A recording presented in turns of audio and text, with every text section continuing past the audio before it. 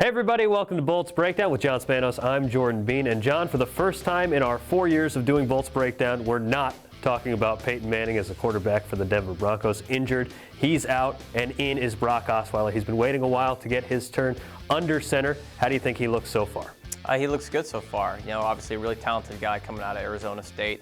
Was really only a one-year starter in college, so I think the feeling was this guy's got a lot of upside, not a lot of play time under his belt, but a lot of physical tools to work with. You start with his size and his strength. He's over 6'7", was 240 coming out. Really great arm strength, and of course the height really helps with vision in the pocket.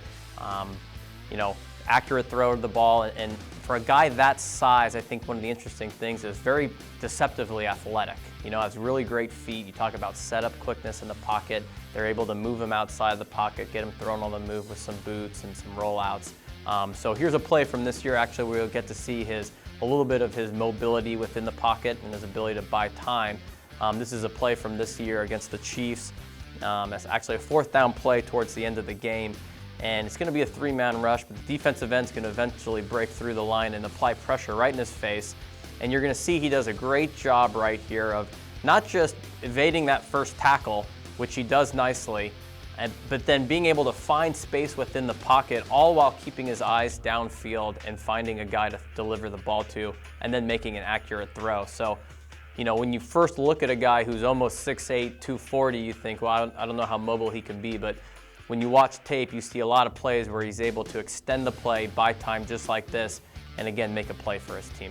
Well, John, on the other side of the ball for the Broncos, it's all about Von Miller. That guy just has a knack for getting to the quarterback. 7 sacks this year, 2 forced fumbles, and shows no signs of slowing down. Nah, he's an incredibly talented player. Obviously there's a reason he was a high first-round pick, second overall pick in the draft, and it starts with his just rare athletic ability. For a guy his size to be able to show the speed and the burst and the explosiveness that he does off the edge is what makes him such a dangerous pass rusher. And here's an example of that right here from a game this year against the Vikings. You can see Von Miller down at the bottom of the screen here.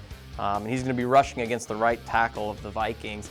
And you're going to see this get-off right here, just how exceptional it is, how quickly he gets out of his stance, and how fast he gets upfield and how difficult it is for the right tackle even to get a hand on him.